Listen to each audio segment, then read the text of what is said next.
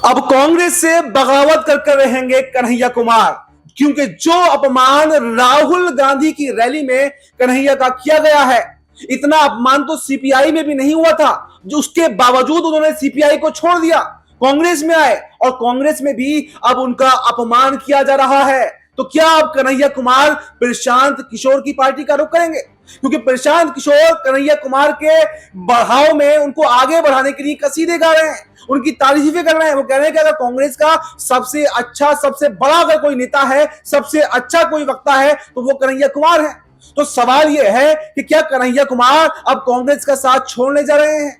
वो कन्हैया कुमार जो राहुल गांधी के साथ में भारत जोड़ो यात्रा में कंधे से कंधा मिलाकर चलते चले थे, जिन्होंने 2024 के चुनावों में कांग्रेस को जीत दिलवाने में मदद की, जिन्होंने बिहार में, उत्तर प्रदेश में, तमाम जगहों पर जाकर जो है कांग्रेस के लिए वोट मांगे, अब उस कन्हैया कुमार को साइडलाइन किया जा रहा है और सिर्फ तेजस्वी यादव के लिए।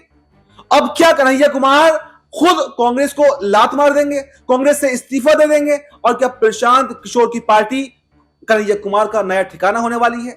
और क्या प्रशांत किशोर खुद वो ये कह चुके हैं कि मैं मुख्यमंत्री नहीं बनूंगा, मैं उप मुख्यमंत्री नहीं बनूंगा? तो सवाल यह है कि मुख्यमंत्री कौन बनेगा? उप मुख्यमंत्री प्रशांत किशोर की पार्टी से कौन बनेगा?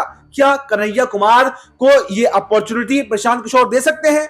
क्या ये बड़ा ऑफर कन्हैया कुमार को दे सकते हैं? क्योंकि जिस तरह से प्रशांत किशोर राजनीति कर रहे हैं, जेडीयू में सेंधमारी वो कर चुके हैं, आरजेडी में सेंधमारी वो कर चुके हैं, बीजेपी में सेंधमारी वो कर चुके हैं, तो क्या अब कांग्रेस का नंबर है? क्या कांग्रेस में भी जो प्रशांत किशोर है वो सेंधमारी करके रहेंगे और कांग्रेस के अच्छे नेताओं की जो है वो अपनी पार्टी में ज्वाइनिंग करवाने वाले हैं? ये तमाम सवाल हैं और इन तमाम सवालों पर हम विस्तार से चर्चा करेंगे। मेरे साथ मेरे सहयोगी राहुल जी मौजूद है। राहुल जी, इस प्रोग्राम में आपका बहुत बहुत स्वागत है। सबसे पहले मेरा आपसे सवाल रहेगा कि कन्हैया कुमार को आप बखूबी जानते होंगे, छात्र राजनीति से उन्होंने किस तरह से अपनी जिंदगी की शुरुआत की और उसके बाद में सीपीआई में गए। सीपीआई में जब सम्मान नहीं मिला तो कांग्रेस में आए, लेकिन कांग्रेस में भी वही हाल उनका हो रहा है। जो कांग्रेस युवाओं को आगे करने की बात करती थी, आगे बढ़ाने की बात करती थी, वही कांग्रेस कन्हैया कुमार का अपमान कर रही है। और जो कन्हैया कुमार रात दिन विधानसभा चुनाव में लगे हुए हैं, बूथ स्तर पर कार्यकर्ताओं को मजबूत कर रहे हैं, लेकिन उस कन्हैया कुमार का इतना बड़ा अपमान।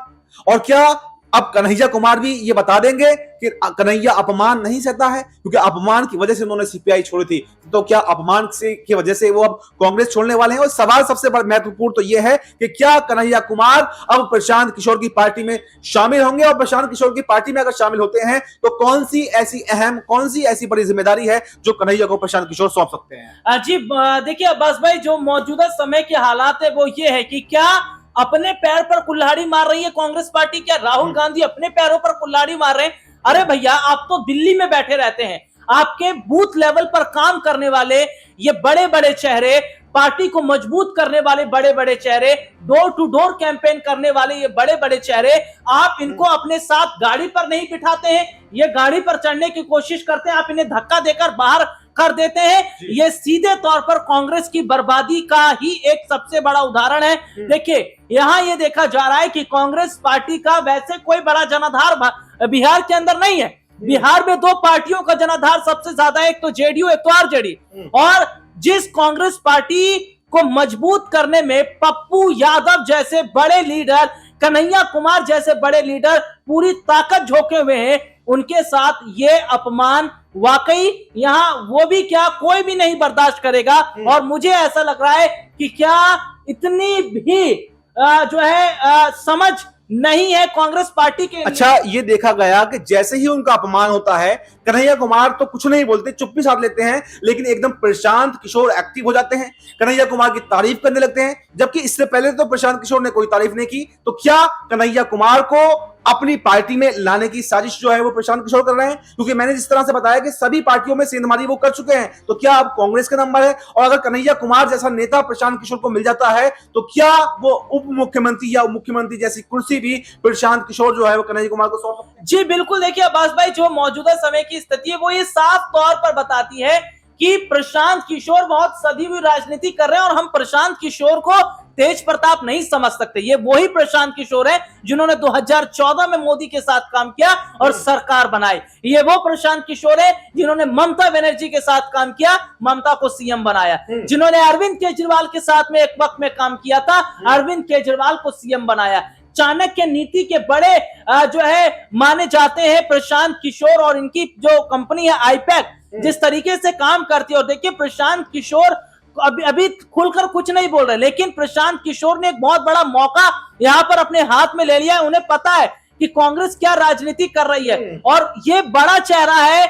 मैं अगर बात करूं, पप्पू यादव हैं, कन्हैया कुमार जैसे बड़े लीडर हैं, और अगर ये प्रशांत किशोर की पार्टी के साथ ऐसे समय में जुड़ेंगे तो बिहार चुनाव की तस्वीर को पलट सकते हैं। ये हमें नहीं भूलना होगा कि निर्दलीय भी चुनाव पप्पू यादव ने लड़ा और सांसद बने हैं, तो यही ताकत उनकी बताती है कि क्या रुतबा पप्पू यादव का है। चलिए ठीक है, कन्हैया कुमार को कांग्रेस ने दिल्ली में मौका दिया लेकिन मनोज तिवारी से हार गए, लेकिन इसके बाद इसका मतलब यह नहीं कि उस पार्टी उस नेता के अंदर कोई गुण नहीं है। तो यहाँ ये देखा जा रहा है बिहारी है कन्हैया कुमार, जेएनयू से शुरुआत की, और जो बोलने का लहजा है, जो बोलने का तरीका है वो अट्रैक्टिव है। तो ऐसे ऐसे नेता जो कांग्रेस खोती चली जा रही है, आपने सिंधिया को खो दिया, आपने कपिल सिब्बल को खो दिया, आपने कई मुस्लिम चेहरों को खो दिया, गुलाम नबी आजाद को आपने खो दिया, इसी वजह से, क्योंकि जो कांग्रेस पार्टी की नीति है वो बिल्कुल ठीक नजर नहीं आ रही है। और आज कांग्रेस पार्टी का जो ये हालत है या ये जो जनाधार गिरा हुआ है, इसके जिम्मेदार ये खुद ही लोग हैं। एक तरफ राहुल गांधी कहते हैं कि युवाओं को आगे बढ़ाने की बात करते हैं, और जो गिने चुने युवा पार्टी के अंदर हैं, जो उनसे मोटिवेशन लेकर और युवा और आगे आएंगे, उनको बढ़त मिलेगी, उन्हीं को साइडलाइन किया जा रहा है। तो क्या ये राहुल गांधी का फेलियर है? जिस तरह से प्रशांत किशोर तारीफें कर रहे हैं, तो क्या वो कन्हैया कुमार की प्रतिभा राहुल गांधी नहीं पहचान पा रहे हैं, या फिर तेजस्वी यादव का प्रभाव है? क्योंकि तेजस्वी यादव और कन्हैया कुमार का 36 का आंकड़ा है। तो क्या इसको कैसा आप देखते हैं कि जानबूझ करके कन्हैया कुमार को इग्नोर किया जा रहा है, या उनकी प्रतिभा को पहचान नहीं पा रहे हैं, या फिर तेजस्वी यादव के प्रभाव में आकर उनका अपमान किया गया है? देखिए, तेजस्वी नहीं चाहते हैं कि बिहार के अंदर कांग्रेस पार्टी ज्यादा सीटों को जीते। अगर बिहार में कांग्रेस ज्यादा सीटों को जीतती है तो कांग्रेस को फिर बड़ा यहाँ पर कुछ ना कुछ देना पड़ेगा। और तेजस्वी ये चाह रहे हैं कि भैया बिहार में ठीक है हम कांग्रेस के साथ लड़ रहे हैं नाम मात्र के लिए, लेकिन हमारी पार्टी जो 243 सीटों पर लड़ रही है, कम से कम वो 100 तो लेकर आए। तो ऐसे में ये देखा जा रहा है कि यहाँ ये समझना पड़ेगा कि अगर 36 का आंकड़ा है तो आप फिर गठबंधन करके क्यों लड़ रहे हैं? ये राहुल गांधी को सोचना पड़ेगा कि तेजस्वी तो रोक रहे हैं, लेकिन आपका फर्ज बनता है कि आपके पार्टी के लोग, आपके पार्टी के कार्यकर्ता हैं, आपको इन्हें अपने साथ लेकर चलना पड़ेगा। तो देखिए, हमारे सहयोगी ने विस्तार से बताया, अगर 36 का आंकड़ा वाकई है तो दबाव क्यों मानना? क्योंकि सम्राट चौधरी और नीतीश कुमार का भी 36 का आंकड़ा था, लेकिन वही सम्राट चौधरी आज नीतीश कुमार की सरकार में डिप्टी सीएम है। तो क्या कन्हैया कुमार को आप डिप्टी सीएम का चेहरा नहीं बना सकते? क्या कन्हैया कुमार का अपमान करना ही तेजस्वी यादव को खुश करना है?